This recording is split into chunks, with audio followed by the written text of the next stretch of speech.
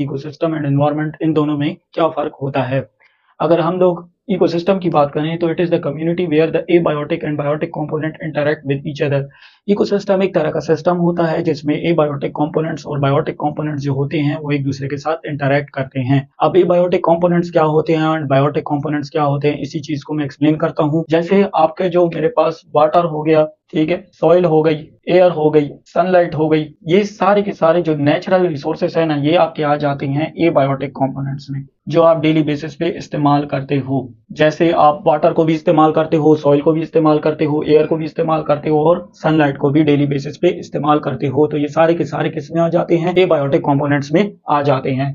और उसके अलावा जो आप प्लांट्स इस्तेमाल करते हो, प्लांट्स हो गए, एनिमल्स हो गए, ये सब के सब मेरे पास आ जाते हैं बायोटिक कंपोनेंट्स में। तो इकोसिस्टम एक तरह का मेरे पास एक ऐसा सिस्टम होता है जिसमें जो प्लांट्स होते हैं एंड एनिमल्स होते हैं, मतलब जो बायोटिक कंपोनेंट्स होते हैं एंड एबायोटिक कंपोनेंट्स होते हैं, वो आपस में मिलके काम करते हैं या मिलके रहते हैं। तो इस चीज को हम लोग इकोसिस्टम कहते हैं। अब एनवायरनमेंट क्या होता है? It is the surrounding where living organism live. Environment एक तरह का सराउंडिंग होता है जहां पर तमाम के तमाम जो लिविंग ऑर्गेनिजम्स होते हैं वो मिलके रहते हैं। जैसे फॉरेस्ट एक तरह का एनवायरनमेंट होता है जहां पर आपको तरह तरह के एनिमल्स देखने को मिलेंगे, ठीक है।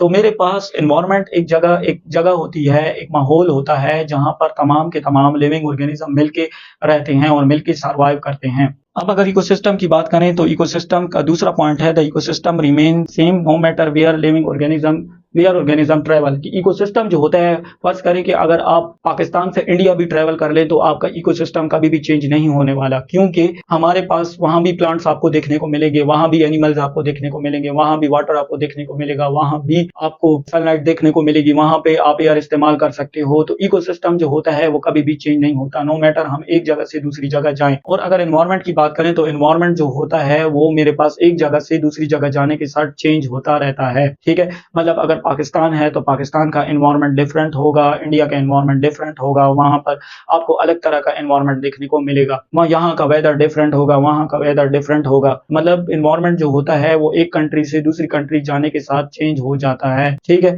अब पाकिस्तान जो है, अगर मैं पाकिस्तान की सिटीज की बात करूं तो पाकिस्तान का जो टीपीके वाला रीजन है वो मेरे पास थोड़ा सा गर्म रीजन होता है। अगर आप नॉर्थर्न एरियाज के लिए चले जाए तो वो थोड़ा सा ठंडा रीजन होता है। अब ये क्या हुआ, हम एक जगह से दूसरी जगह गए तो वहां पर हमारा एनवायरनमेंट डिफरेंट हो गया, मतलब वेदर भी डिफरेंट हो गया। तो एनवायरनमेंट जो होता है वो मेरे पास एक जगह से दूसरी जगह जाने के साथ चेंज होता है, बट इकोसिस्टम चेंज नहीं होता।